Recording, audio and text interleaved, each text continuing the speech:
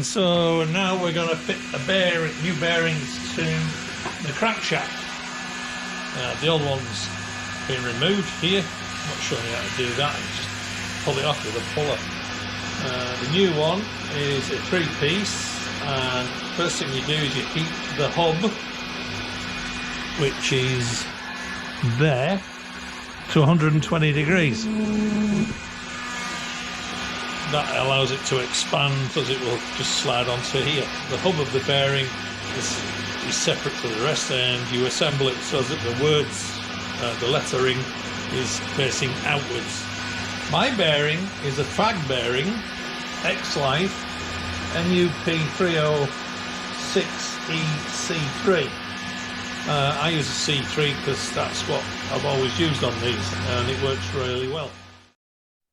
Bearing specifications. It's very important to fit the correct bearing tolerance for your bike. Normally use the same C rating as to what you took out. However, if you can't do that for whatever reason, then I include the following chart information for you. Many thanks to TFL Bearings. You need to check that before you change these bearings.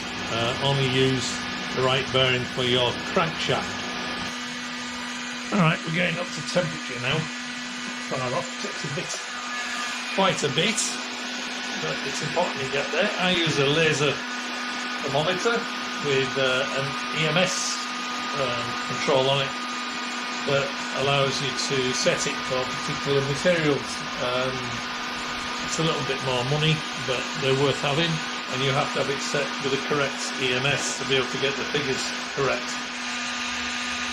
125. That'll do. You need some decent gloves to do this.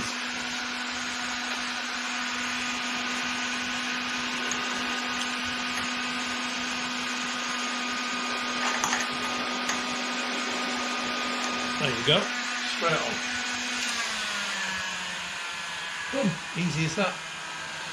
And that will shrink onto the shaft. You don't need to bash them on.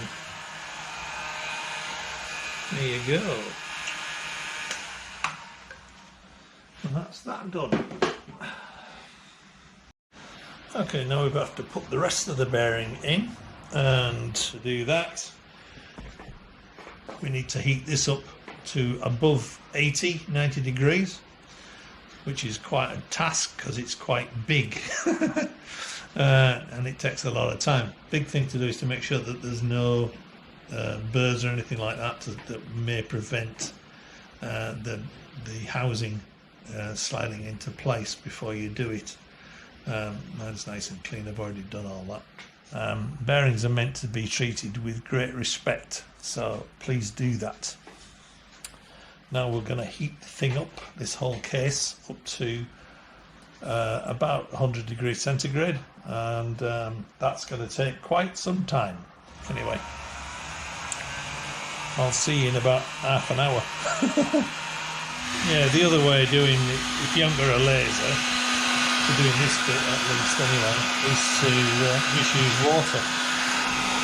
Put a blob up, some water in it, and when it boils it's over 100 degrees, isn't it? And before you put your bearing in, make sure you put your spacer in first.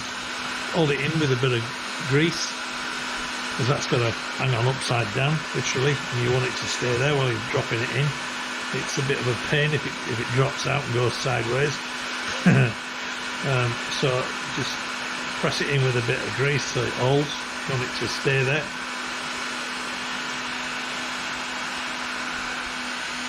So we're nearly there, and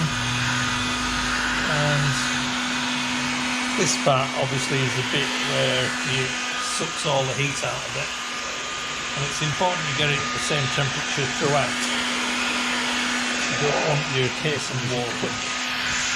And you've got your gloves ready, which I don't have. Where's my flipping gloves? I need one glove, not two. So the lettering goes down.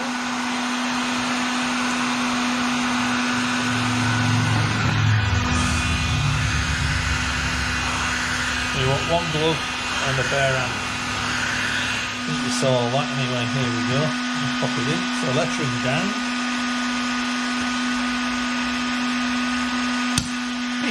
there you go, it's in. That will curl down now and lock itself into position. Lettering down, as I said, or lettering outside. I'll just let that cool down now.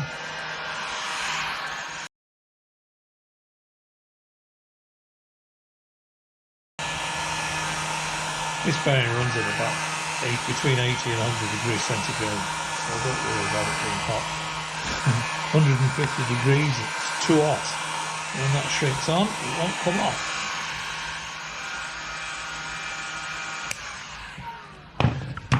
So there you go, that's how you fit them. And it's the same both sides.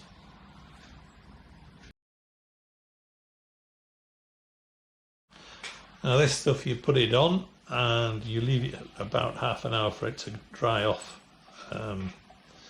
I shall put some on now.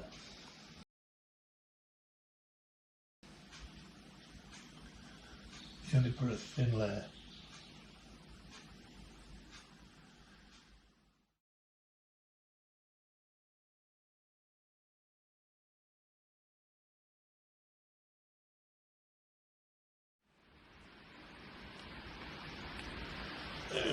Cool cookies, mister.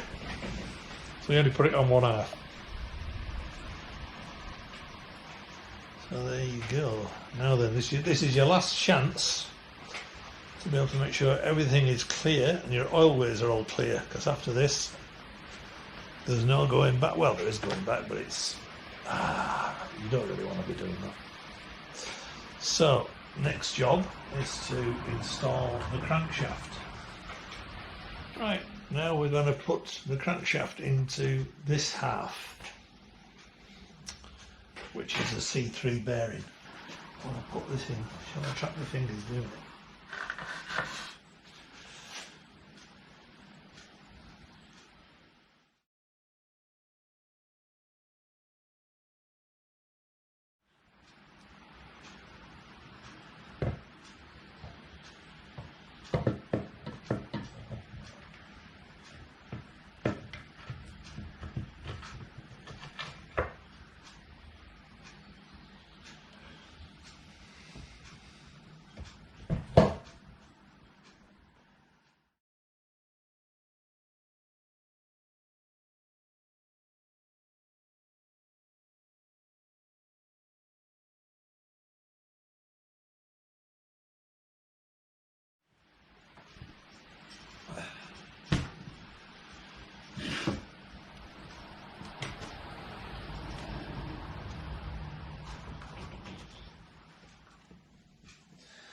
And we've got all that right, and then we'll put it on some blocks to get it level. Put the turning wheels on.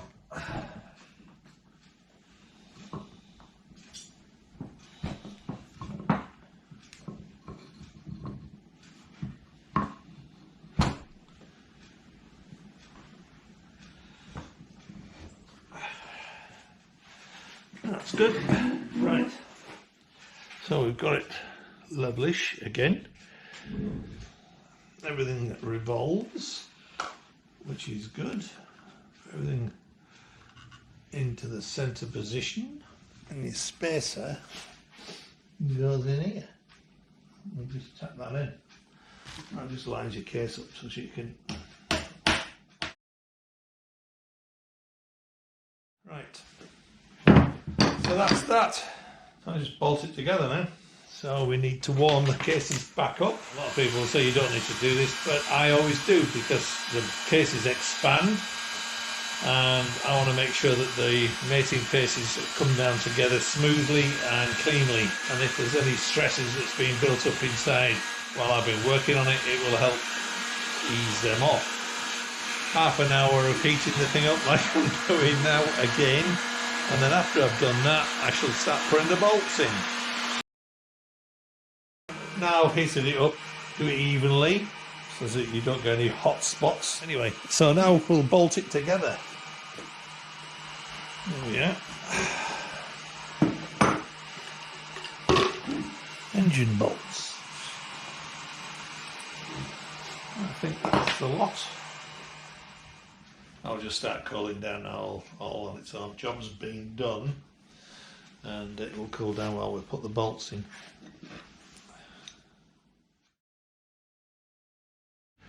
So what I do basically is put the engine bolts in, tighten them up, and that squeezes the two halves together. And that, because it's nice and hot, it will relax and it will all pull together straight. Everything will mate together very nice and tightly.